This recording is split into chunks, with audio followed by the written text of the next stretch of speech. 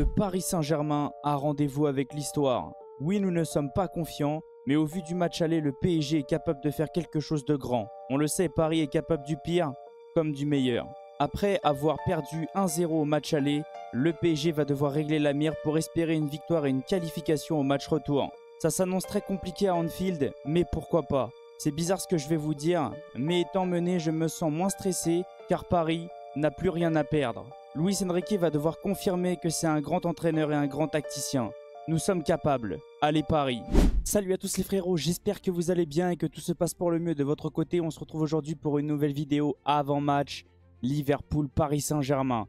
Mais avant que la vidéo commence, merci à tous ceux qui vont liker, commenter, partager et s'abonner. C'est grâce à vous que j'en suis là. Je pense qu'on a tous le même ressenti, je suis en panique, j'ai peur. Le PSG a rendez-vous avec l'histoire, le Paris Saint-Germain a rendez-vous avec les grands. Tout est possible, rien n'est perdu. On a les qualités, l'effectif et même le coach pour surmonter ce genre de montagne-là. Ça va être dur, mais tout est possible. Le PSG se déplace à Liverpool le mardi 11 mars à 21 h pour le compte des huitièmes de finale retour. Le match aura lieu à Anfield et au niveau des chaînes de retransmission, le match sera disponible sur MyCanal et Canal+ Foot. Et au niveau de l'arbitre, le site n'annonce personne, mais j'ai cru entendre que c'était Monsieur Kovac. N'hésitez pas à me reprendre si je me trompe. Je crois que c'est le même arbitre qui a arbitré la saison dernière Barcelone, Paris Saint-Germain. Maintenant, on va pouvoir se concentrer sur les joueurs blessés ou suspendus. Côté PSG, personne. C'est parfait. J'ai eu une petite inquiétude à la fin du match contre Rennes. Ça a l'air d'aller pour Désiré Doué. Pour le moment, il n'est pas annoncé absent. C'est une très bonne nouvelle. Et côté Liverpool, ils ont 4 absents. Un incertain. Cody Gakpo qui s'est blessé lors du match aller à l'entraînement, si je ne dis pas de bêtises. Connor Bradley qui sera de retour début avril 2025. Joseph Gomez qui sera de retour fin avril 2025. Et au niveau de Tyler Morton, je ne sais pas du tout ce que ça veut dire. N'hésitez pas à me reprendre parce que mon anglais est catastrophique. Maintenant, on va pouvoir se concentrer sur les formes actuelles des deux équipes. Rien n'a changé au niveau des deux équipes depuis ma dernière vidéo. À part les deux derniers matchs, Liverpool s'est imposé contre Southampton 3-1 et 1-0 contre le Paris Saint-Germain. Et au niveau du PSG, on s'est imposé ce week-end 4-1 à Rennes et on a perdu 1-0 contre Liverpool.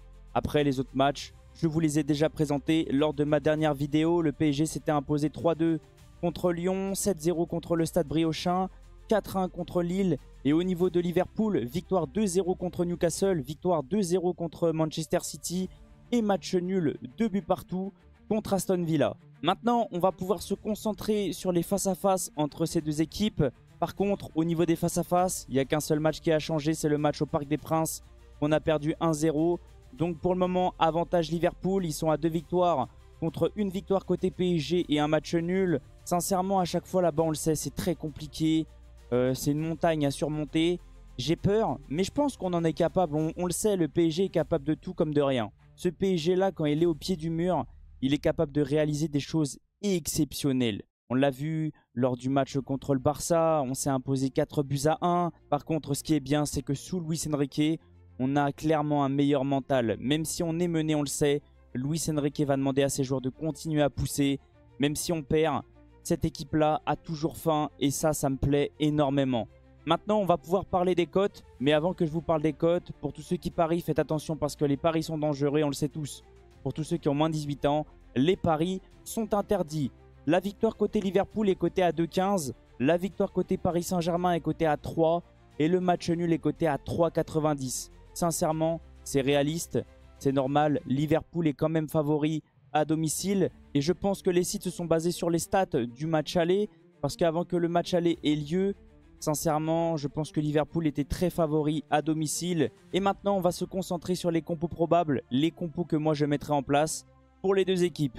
Pour tous ceux qui me suivent, vous le savez. Mais par contre, pour les nouveaux, je vais vous expliquer un petit peu comment je procède. Grâce à mon partenariat, j'ai réussi à mettre en place un site pour pouvoir analyser et débriefer les matchs. Là, je peux carrément vous faire des compos probables, vous expliquer le pourquoi du comment je mets ces compos en place. C'est tout simplement exceptionnel. Donc pour tous ceux que ça intéresse, ce genre d'outil, ce genre de site, le lien de mon partenariat sera dans la description. On va pouvoir maintenant se concentrer sur le Paris Saint-Germain. Et pour moi, Luis Enrique doit aligner le même 11 qu'au match aller. Un 4-3-3 très classique avec Donnarumma dans les buts.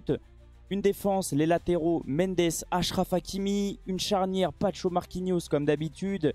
Un milieu à 3 avec une pointe basse, Vitinha accompagné de Ruiz et Joao Neves. Et une attaque, Barcola, Dembélé, Kvaratskhelia.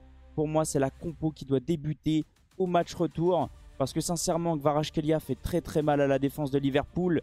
Dembélé, c'est pareil. Et on le sait tous, on doit mettre Fabian Ruiz pour avoir une équipe équilibrée. Et au niveau de Liverpool, je pense que ça sera la même compo aussi. Mais je vous ai mis Cody Gakpo titulaire.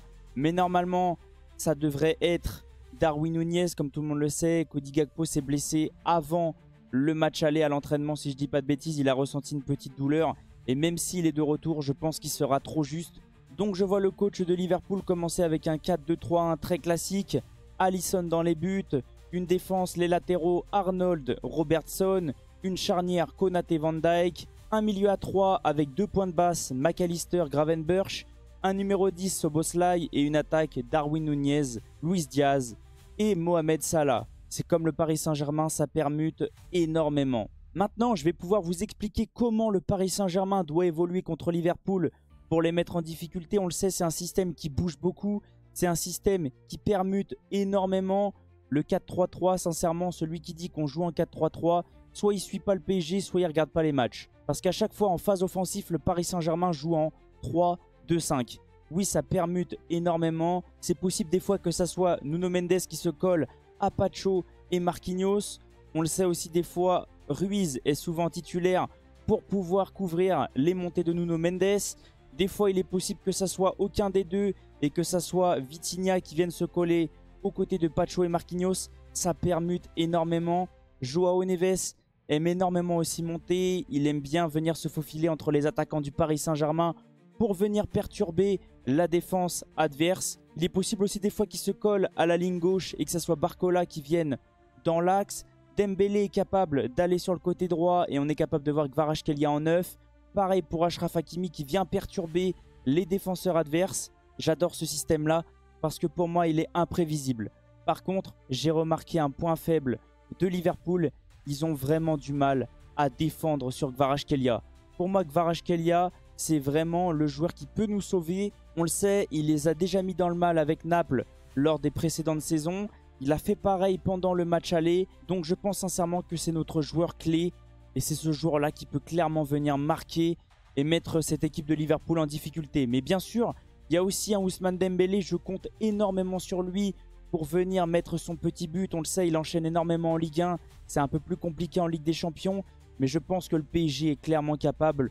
Luis Enrique est capable de nous préparer un truc aux petits oignons comme il a fait lors du match contre le Barça la saison dernière. C'était tout simplement incroyable. Ne pas presser Araujo pour pouvoir le mettre en difficulté. C'est sûr, il est en train de nous préparer un truc comme ça. Ou d'essayer de déborder soit du côté de Trent Alexander-Arnold, soit du côté de Robertson. On l'a vu au match aller, Robertson était en grande difficulté. Dembélé lui a fait vivre un enfer. Il a tout simplement été largement au-dessus. Il a pris des petits ponts, des feintes, des crochets. Je pense que mentalement, Dembélé a le dessus sur Robertson. Et je pense que Kvaratskhelia a clairement le dessus sur Trent Alexander-Arnold. Donc les défauts de Liverpool, on le sait, c'est les latéraux. Oui, ça va être très compliqué, mais pour moi, c'est possible. C'est très dur à bouger Liverpool à Anfield. Mais pour moi, dans le football, tout est possible. Tu peux créer cette surprise et rentrer tout simplement dans l'histoire. Si le Paris Saint-Germain arrive à sortir Liverpool, je pense sincèrement qu'on peut faire très peur à l'Europe. Si on sort Liverpool, on sera un candidat au titre. Même si oui, il ne faut pas non plus trop se projeter. Si le PSG se qualifie, le Paris Saint-Germain aura sorti pour moi l'une des meilleures équipes d'Europe. Je suis en flip, je pense qu'on a tous le même ressenti. Ça va être très compliqué, on est en panique totale. Mais pour moi, Luis Enrique est clairement capable de venir à bout de cette équipe. Tactiquement, il est très fort. Il est capable de faire mal à cette équipe de Liverpool. Mentalement, il est prêt, il est entraîné pour ce genre de match-là. Nous, on est en panique, mais je me mets à sa place. Lui, il doit être ultra hype. Je pense pas qu'il ait peur, mais je pense qu'il a tout simplement hâte. En tout cas, n'hésitez pas à me dire qu'est-ce que vous ressentez de mon avant-match. Qu'est-ce que vous ressentez du match? Est-ce que vous êtes confiant ou non? Oui, on a peur, mais il faut garder confiance en notre équipe. On est capable. L'effectif est incroyable. On a des très bons joueurs. Oui, c'est jeune, mais pour moi, je pense qu'on commence à mûrir. Je pense que ça commence à aller de mieux en mieux. Luis Enrique est en train de faire grandir cette équipe-là. Et sincèrement, il faut une nouvelle fois gagner cette bataille du milieu. Si on prend le dessus au niveau du milieu, on aura encore le ballon et on pourra mettre en difficulté Liverpool. Maintenant que je vous ai présenté tout le match, on va pouvoir se concentrer sur mon pronostic. Et je vous le cache pas, c'est très compliqué à pronostiquer ce genre de match-là. Je vois le Paris Saint-Germain s'imposer, peut-être que je ne suis pas objectif, mais je vois le PSG s'imposer 3-1 et se qualifier. Au niveau des buteurs, je vois un but de Dembélé, un but de Kvaratskhelia et un but de Achraf Hakimi. Côté Liverpool, je vois Darwin Nunez marquer. En tout cas, je vais vous laisser sur ça. Merci à tous ceux qui sont restés du début jusqu'à la fin. Merci à tous ceux qui vont mettre le petit like et le petit commentaire. C'est grâce à vous que j'en suis là. Et on se retrouve demain pour débriefer le match du PSG, mais peut-être aussi le match du Barça. J'essaierai de voir comment je fais. Soit je débriefe juste après le match, soit je vous ferai 2 débriefs après le match du Paris Saint-Germain. Passez une excellente journée, on se retrouve très vite. Ciao les potes. Et allez Paris, faites-le pour nous, je vous en supplie.